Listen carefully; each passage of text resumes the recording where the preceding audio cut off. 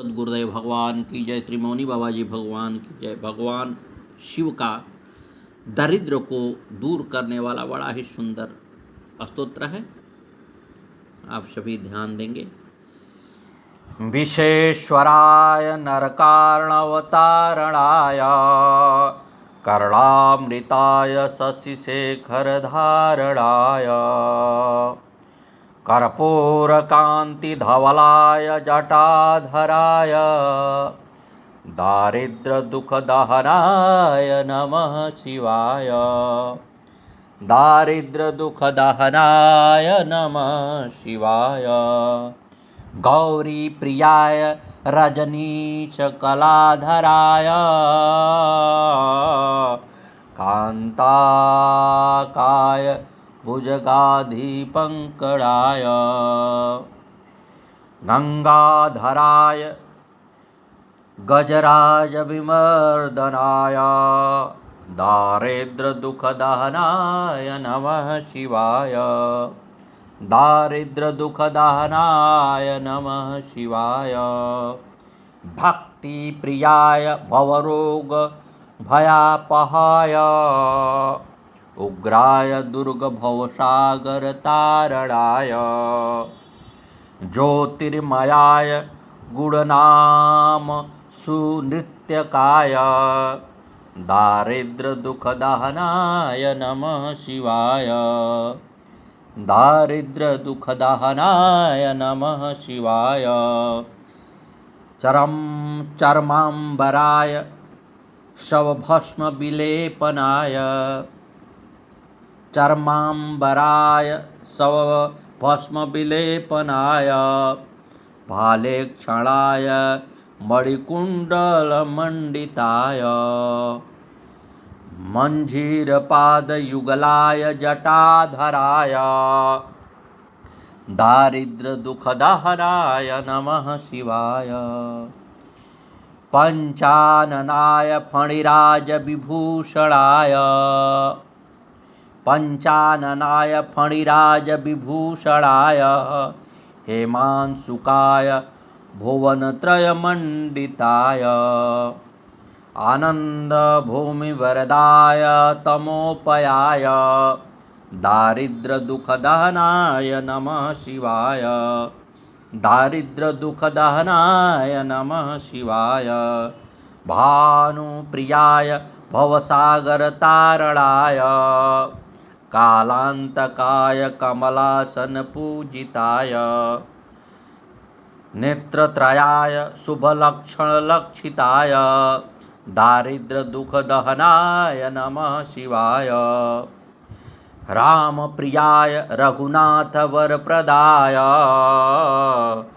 नागप्रियाय नरकार्णवतारणाय पुण्येषु पुण्यभरिताय सुराचिताय दारिद्र्यदुःखदहनाय नमः शिवाय। दारिद्र्यदुःखदहनाय नमः शिवाय। मुक्तेश्वराय फलदाय गणेश्वराय गीतप्रियाय वृषभेश्वरवाहनाय मातङ्गचर्मवसनाय महेश्वराय दारिद्र्यदुःखदहनाय नमः शिवाय। दारिद्र्यदुःखदहनाय नमः शिवाय।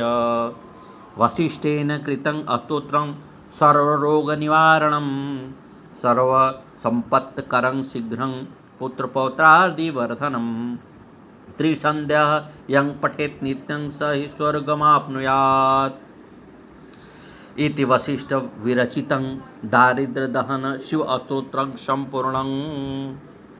किसी ने बड़ा सुंदर लिखा है, जो बिना आंसू बिना आवाज के रोता है वह बाप होता है। जो बच्चों के किस्मत का छेद अपनी बनियान में पहन लेता है वह बाप होता है। जो बच्चों की किस्मत की छेद अपने बनियान में पहन लेता है वह बाप होता है। माँ रखती है कोख में 9 महीने, माँ रखती है कोख में 9 महीने हमें, सच है, और 9 महीने हमें दिमाग में ढोता है वह बाप होता है। घर में सबके लिए जूते आते हैं तो बाप के तलवे खींच जाते हैं। जो अपनी आवाज़ में दूसरे के सामने घर में सबके लिए जूते आते हैं तो बाप के तलवे खिंच जाते हैं। जो अपनी आँखों में दूसरे के सपने सजोता है वह बाप होता है। पिता रोटी है, कपड़ा है, मकान है। पिता नन्हे से परिंदे का बड़ा आसमान है। पिता है तो घर पर प्रतिपल राग है। पिता से माँ का चूड़ी, बिंदी और सुहाग है। पिता है तो बच्चे के सारे सपने हैं। पिता है तो बाजार के सारे खिलौने अपने हैं। बाप निवाला होता है, बाप रखवाला होता है। बाप अपनी औलाद से हार के मुस्कुराने वाले होता है। अन्वेषणं चकारासो सर्वब्रह्मांड गोलके न पापं तमजं पुत्रं सुस्राव तदुपद्रवम्। संपूर्ण ब्रह्मांड में उस बकरे को ढूंढा परंतु उसका कहीं पता नहीं चला। लोगों से केवल उसके उपद्रव का समाचार सुन पड़ा था। तब उसने वैकुंठ में जाकर उस बकरे को देखा। वीर बाहु ने उसे झटपट पकड़ा और पृथ्वी पर पटक दिया। फिर पकड़कर कुमार के पास ले आया।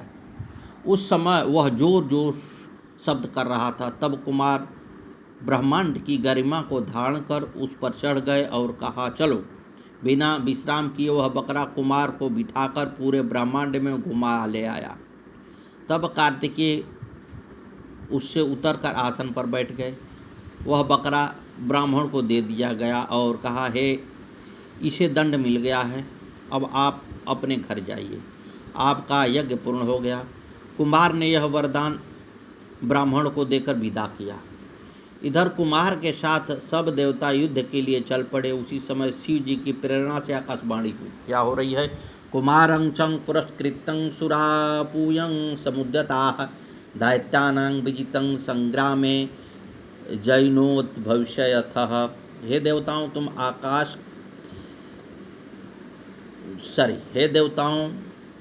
तुम अवश्य ही विजय प्राप्त करोगे। शिवपुत्र कुमार को आगे कर युद्ध करो। आकाशवाणी को सुनकर देवता लोग उत्साह में आ गए। उन सब का भय दूर हो गया। कुमार को आगे कर सभी नदी जहाँ सागर में जाकर मिलती हैं उसी महिसागर संगम पर सब गए। तारकासुर को जब पता चला तो वह भी बहुत भारी सेना लेकर पहुँच गया। युद्ध के बाजे बजने लगे। उस समय तारक के साथ रहने वाले दैत्य पैंतरा करते हुए पृथ्वी को कपाने लगे। इधर सर्वगुण संपन्न महायशस्वी कुमार कार्तिकेय विमान पर बैठकर युद्ध के लिए तैयार हो गए। तत्पश्चात दैत्य और देवता भी चक्रव्यूह की रचना कर अपनी अपनी सेनाओं के साथ आमने सामने आ गए। समुद्र के समान दोनों सेनाएं गर्जना करने लगीं। उस गर्जना से कायरों के मन में भय तथा वीरों के मन में उत्साह बढ़ गया। तत्मित्तरे तत्रं बलोत्मतां परस्परां। फिर तो दैत्य एवं देवता दोनों ही एक दूसरे पर प्रहार करने लगे। उस समय भयंकर युद्ध होने लगा। क्षण मात्र में पृथ्वी रुंड मुंडों से व्याप्त हो गई। देवताओं के महाशस्त्रों से बड़े बड़े वीर योद्धा छिन्न भिन्न हो भूमि पर गिर पड़े। किसी दैत्य की भुजा तो किसी का सिर कटकर गिर पड़ा। रणभूमि में खून की नदियां बह चली। सैकड़ों की संख्या में भूत प्रेत पिशाच वहां आ गए। गीदड़ गिद्ध जो भी मांस भक्षी हैं सब आकर मांस का भक्षण करने लगे। तत्मिंतरे तत्रं कारणाक्षो महाबल। उसी अवसर पर महाबली दैत्य तारकासुर बड़ी भारी सेना लेकर आ पहुंचा। देवता भी उससे युद्ध करने के लिए तैयार हो गए। दोनों सेनाओं में उल्लासपूर्ण गर्जना होने लगी। विनाशकारी युद्ध प्रारंभ हुआ। दिति पुत्र तारक देवराज इनसे युद्ध करने लगा।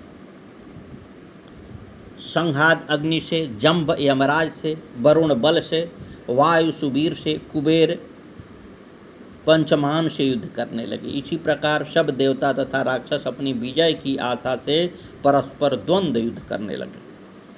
घनघोर युद्ध चल रहा है। उसी समय तारकासुर ने देवराज इंद्र पर शक्ति का प्रहार किया, जिससे इंद्र मूर्छित होकर रथ से नीचे पृथ्वी पर गिर पड़े। बलवान असुरों ने अपने युद्ध कौशल से लोकपालों को भी पराजित कर दिया। अन्य देवगण भी दैत्य के तेज को सहन नहीं कर पाए और इधर उधर भागने लगे।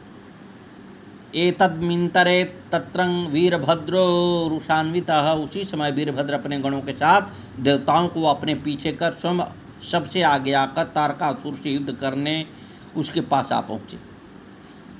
तब वे दैत्यगण उत्साह में भरकर एक दूसरे के ऊपर प्रहार कर युद्ध करने लगे। कोई त्रिशूल से, कोई चाकू से, तो कोई खड्ग से प्रहार कर रहा है।